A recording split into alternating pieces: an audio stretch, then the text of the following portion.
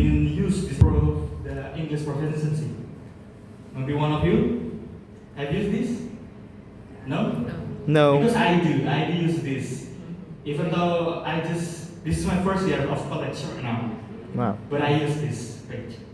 Okay, this is the link if you guys want to open it. And this B2 first is always used to prove English proficiency, as I said before, for living, for working, and for studying. And I use it for studying.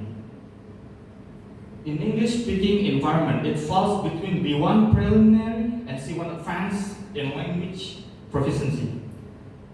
Alright, nice. But before that,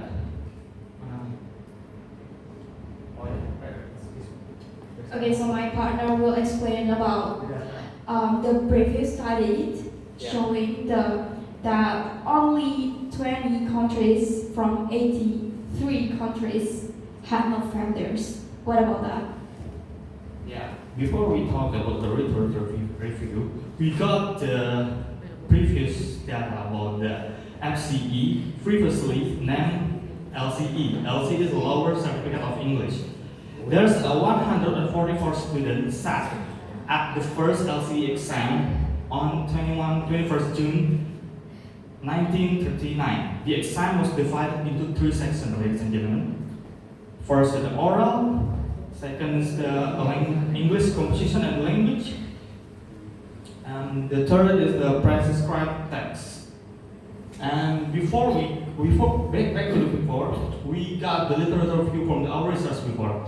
There's just a 20 country that had no failure based on this text.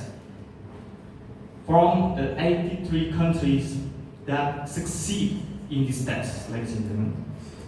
From the 78% might be our friends from SPLDs, specific learning difficulties, ladies and gentlemen. And there's only 24% of people that didn't succeed from this test.